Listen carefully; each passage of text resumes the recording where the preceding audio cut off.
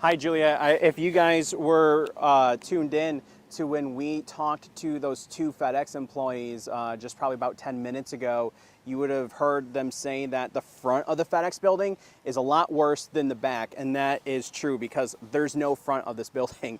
It's open. You can see all of those steel beams that was holding the front of this building together. It's just looks like the roof either peeled back one way and then the rest of it collapsed. When you guys got back to the terminal, as you guys called it, what was your guys' first reaction to basically steel beams leaning off of the building? I was on I-94 and I got a call from my fiance at the time saying that, hey, I think something happened at FedEx. Another thing I really kind of want to point out is what it smells like right now. It smells like freshly cut wood, and that's because a lot of these trees, Eric, let's kind of show, I think more, we can see more over here. We can see a lot of trees down, a lot of that fresh tan wood that is kind of exposed out here. One of the things that a lot of people told me when they first heard that there was a fire in their building was, are my neighbors okay? And if you saw, and I know we have a video of it from earlier, but if you saw the smoke billowing out of the Grand Rapids Brewing Company, I mean, it was just a major concern here in downtown Grand Rapids. A lot of firefighters are leaving now. Take a look at it, Colin, let's take a look at these cars real quick and see how big this line is. It takes probably about 2 to 3 minutes to get through the line. It's very efficient over here. And actually, we're joined by Grand Rapids City Manager Mark Washington and Spartan Nash CEO Tony Sarsam. City Manager, I want to talk to you first. How did we get to this point? Yeah, it's been quite a whirlwind the past 24 hours. We're over by the Gun Lake Casino. We decided to take a little bit drive south, about 2 miles, just to see what conditions were really like and what those roads were like. And I'll tell you, as you said, those roads are getting covered. It's because of the snow. It crumbles. It's packing snow. Let's take a look at the roads. You can hardly really see pavement. I know it's dark and we're a little far away, but those roads are covered. We were actually on our way to another story here in downtown Grand Rapids when we saw a very large police presence down here. Actually, if you take a look, there was a GRPD forensic unit right in front of this Comerica Bank ATM. Yeah, Fish Fry Friday is between now and Easter, and the people here at St. Alphonsus love this time of year. Let's take a look at some of the crowd gathering into the cafeteria here. This place is usually packed every Friday from the front entryway of the door to the bottom where you buy your tickets for the fish fry, and it takes about 30 to about 45 minutes to get through the entire line. 60th Street westbound, kind of near Walgreens off of Kalamazoo, has been closed for hours now. We can actually still see investigators on scene.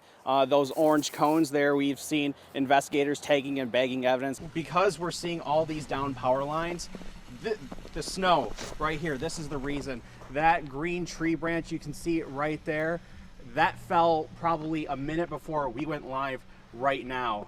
Like you said, 30,000 people in the county are without power because this snow piles up on these leaves and then brings these branches down. I just heard a little bit of rustle up there. Dan, we're gonna back up just a little bit. Some of the potholes off of Barney and Reardon Street, deep enough to go up into your ankle. All afternoon, we've seen cars dodging and swerving different parts of this intersection just to drive on smooth road. And it's roads like these that Delicia Nash says have ruined her car. Volunteers are putting about 300 of these in a car every hour, and just to kind of get a sense of how much that is, let's take a look at this truck of empty pallets. You can see these red pallets here. There's about 34 of these that are empty that once held about 84 cases of water per pallet. When we first got here, the first thing that I noticed was not only just the smoke in the air, but it smelled like either gunpowder or fireworks. But we know that's not what this business is. The business behind me is foundation building materials. For those of us who are waiting until the ice gets a little bit thicker before we go out on it, all we can really do is pretend. And while I wish I was out on the lake with my buddies. I'm not. We're in the studio, and that's not even a real lake. Karen's collection spans through the good years and even the bad years. And some of these items, they're homemade.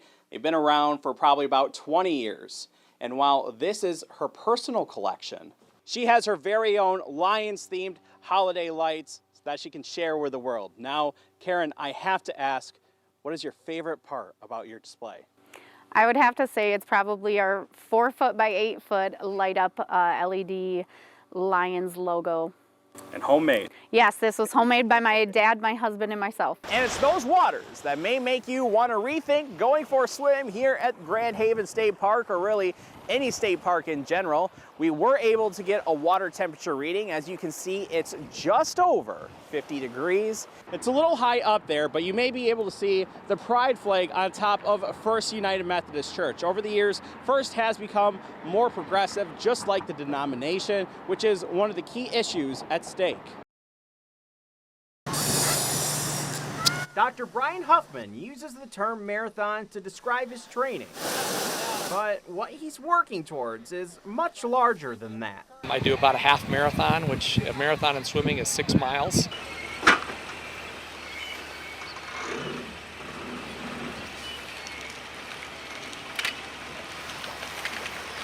We're collecting eggs that will obviously hatch out into little walleye that will eventually be able to stock around the state. On the Muskegon River, Michigan DNR fisheries biologists like Mark Tonello getting ready to do some fishing at Crowan Dam in Newaygo.